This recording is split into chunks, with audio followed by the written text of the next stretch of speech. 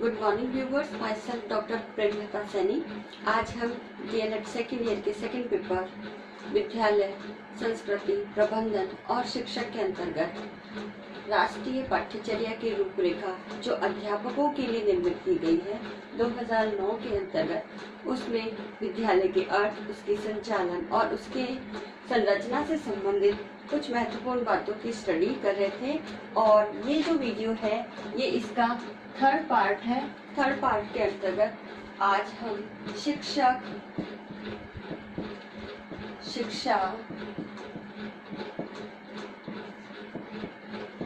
के जो कार्यक्रम है,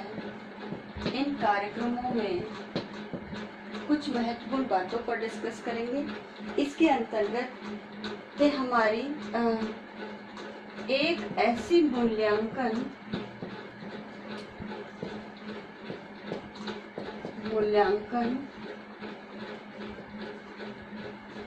का विकास किया जाए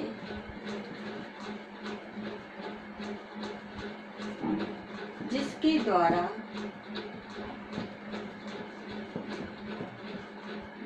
द्वारा जो हमारे शिक्षक हैं, उन शिक्षकों में रुझान, मूल्य, जो वैल्यूज हमें टीचर्स के अंदर डेवलप करने हैं, वो मूल्यों, स्वभाव,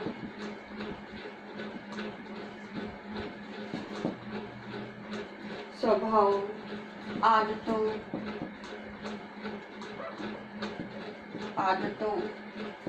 आदि का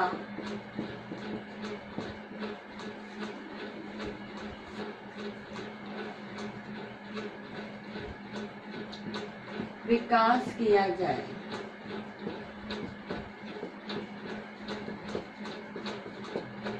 साथ ही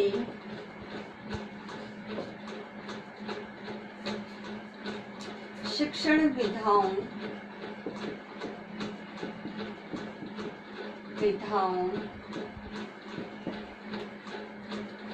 एवं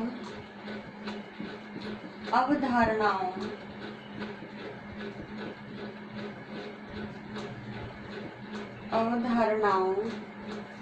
का संख्यात्मक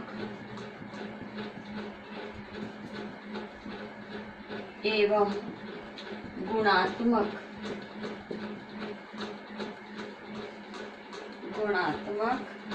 मानदंडों पर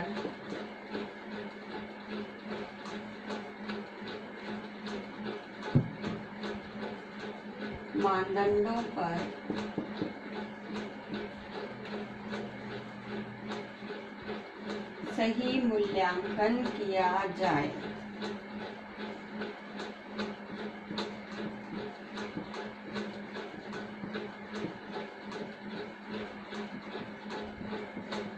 इस प्रकार शिक्षक शिक्षा के कार्यक्रमों के अंतर्गत हमें एक ऐसी मूल्यांकन प्रणाली का विकास करना है जिसमें शिक्षक अपनी रुचि के आधार पर अपने मूल्यों को, स्वभाव, आदतों आदि का विकास करे। और ये विकास ऐसा हो जिसमें हम शिक्षक को विभिन्न प्रकार की विधाएं, कौशल, कॉन्सेप्ट का सही प्रकार से संख्यात्मक यानी अंकों के आधार पर और गुणात्मक यानी इन पक्षों के आधार पर उनके अंदर इन मूल्यों का, शिक्षण कौशलों का या जो व्यावसायिक गुणवत्ता के जो मानदंड है उनका सही प्रकार से विकास हो सके। तो उसका ठीक प्रकार से मूल्यांकन की एक ऐसी जो व्यवस्था है या प्रक्रिया है, उसके विकास के संदर्भ में इस शिक्षा प्रोग्राम में ऐसी व्यवस्थाएं होनी चाहिए। दूसरा, इसमें कहा गया है कि कक्षों में पाई जाने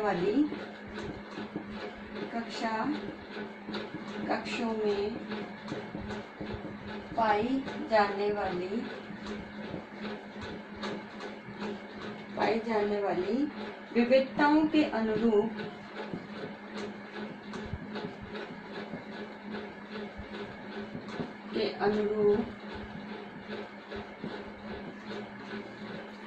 जो हमारी अकादमिक अधिगम प्रक्रिया है,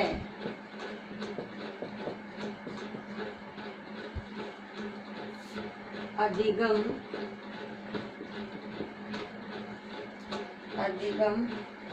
प्रक्रिया को व्यक्तिगत एवं सामाजिक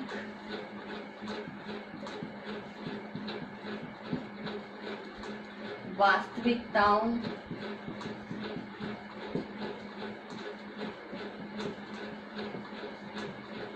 से जोड़ने में सक्षम हो। इसका मतलब हमारी कक्षा के अंदर जो भी हमारी विविधताएं हैं, अब वो विविधताएं चाहे बालकों के जो है स्तरों के अनुसार हो, उनके जातियों के आधार पर हो, वर्गों को लेकर के हो सकती है, जेंडर को लेकर के हो सकती है, उनकी सांस्कृतिक परिप्रेक्ष्य के, उनकी पारिवारिक पृष्ठभूमि को लेके हो सकती है, सामाजिक स्तर को लेके, आर्थिक स्तर को लेकर के जो भी है, उन विविधताओं के अंतर्गत उनकी जो विशेषताएं हैं, उन विविधताओं में उनकी नेगेटिव पक्ष की यहाँ बात नहीं की जा रही है। तो उन विविधताओं के आधार पर जो हमारी शिक्षण अधिगम प्रक्रिया है, इस शिक्षण अधिगम प्रक्रिया को शिक्षक व्यक्तिगत और सामाजिक वास्तविकताओं को जानते हुए, उन्हें स्वीकार करते हुए इस शिक्षण अधिगम प्रक्रिया से जोड़ने की क्षमताओं का उनमें विकास हो सके। तो इस प्रकार की जो हमारी है टीचर एजुकेशन जो प्रोग्राम्स है, वो उनका आयोजन इस ध्यान में रख करके किया जाए। नेक्स्ट उन्होंने कहा है कि हमारे जो पाठ्य पुस्तक है और हमारा जो पाठ्यक्रम है, तो ये पाठ्य पुस्तक और पाठ्यक्रम दोनों का ही शिक्षक जो है विश्लेषण करे, और विश्लेषण करने के पश्चात वह जो है शिक्षक उन्हें स्थानीय आवश्यकताओं के संदर्भ में देखे और स्थानीय आवश्यकताओं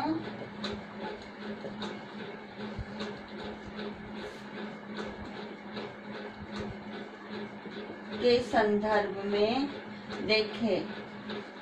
इसका तात्पर्य यह है कि हमारा जो पाठ्यक्रम है, क्योंकि पाठ्यक्रम ही बेस होता है पाठ्य पुस्तकों के निर्माण के लिए, उनको संरचना के लिए या उनको निर्मित करने के लिए, तो पाठ्यक्रम और पाठ्य पुस्तकों का इस प्रकार से शिक्षक विश्लेषण कर सके, तो ऐसी उसमें व्यावसायिक योग्यता, उनकी क्षमताओं का विकास हो इस टीचर एजुकेशन प्रोग्राम के अंतर्गत, ताकि वह इस जो करिकुलम है और जो पाठ्य पुस्तकें हैं, इसमें जो संचित ज्ञान है, वो ज्ञान ऐसा हो, वो ये समझ सके कि हमारा ये जो ज्ञान किताबों में है, ये हमारी स्थानीय आवश्यकताओं को पूरा करता है।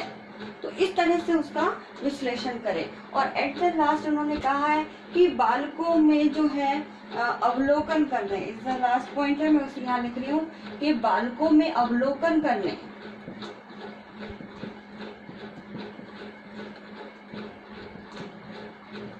अवलोकन, ठीक है, अवलोकन करने, जुड़ने, यानी स्टूडेंट्स के साथ जुड़ने के संदर्भ में ये बात है, तो जुड़ने और वार्तालाप के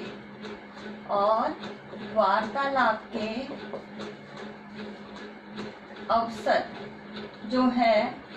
शिक्षक के द्वारा अधिक प्रदान किए जाएं। ये तभी संभव है जब शिक्षकों को हम सैद्धांतिक ज्ञान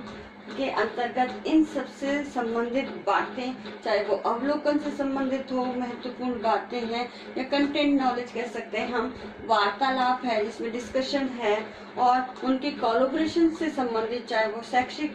गतिविधियों से संबंधित हो, चाहे शैक्षिक गतिविधियों से संबंधित हो, तो ज्यादा से ज्यादा जब हम बच्चों को इस प्रकार के अवसर उपलब्ध कराएंगे, तो न केवल बच्चों के जो सर्वांगीण विकास में सहायता होगी, बल्कि शिक्षक की जो व्यावसायिक गुणवत्ता है उसमें भी वृद्धि होगी। तो इस प्रकार जब शिक्षक शिक्षा का जो कार्यक्रम है, इस शिक्षक शिक्षा के कार्यक्रम में इस प्रकार की हमारी व्यवस्थाएं होंगी, तो डेफिनेटली हमारा जो शिक्षक है, जो शिक्षक बन करके प्रशिक्षण लेकर के जा रहा है, वो इन सभी क्षमताओं से पूर्ण होगा और साथ ही अपनी जो है समाज के अंदर, विद्यालय के अंदर अपने दायित्वों का पूर्ण रूप से निर्वाह कर सकेगा और निर्वाह के साथ साथ शिक्षकों की जो व्यावसायिक गुणवत्ता, कौशल, क्षमताओं आदि का भी उसके अंदर जो हम निर्धारित प्रोग्राम चला रहे हैं, या टीचर एजुकेशन प्रोग्राम, इसके तहत उसके अंदर गुणवत्ता में वृद्धि होगी, जिससे बालकों के सर्वांगीण विकास में सहायता मिलेगी और शिक्षक एक आदर्श नागरिक समाज का होने के नाते अपने सभी दायित्वों का पूर्ण रूप से मनोयोग से निर्वाह करेगा और ऐसी ही व्यवस्थाएं, चाहे वो विद्यालय से संबंधित हो, विद्यालय के अंतर्गत चलने वाली विभिन्न प्रकार की गतिविधियों से संबंधित हो, चाहे शैक्षिक है या सह शैक्षिक है या विद्यालय के संचालन से संबंधित है, इन सभी दायित्वों का पूर्ण रूप से निर्वाह कर सकेगा। तो आज के वीडियो में ये जो टॉपिक है आज ये इसका लास्ट पॉइंट है। अब नाउ आज का जो हम असाइनमेंट आपको देते हैं, इस असाइनमेंट के अंदर हम आपको एक क्वेश्चन देते हैं और इस असाइनमेंट के इस क्वेश्चंस के आधार पर कि NCERT 2009 में विद्यालय के अर्थ, संरचना एवं संचालन संबंधी महत्वपूर्ण बातों को स्पष्ट कीजिए। तो इसके अंदर हम है ना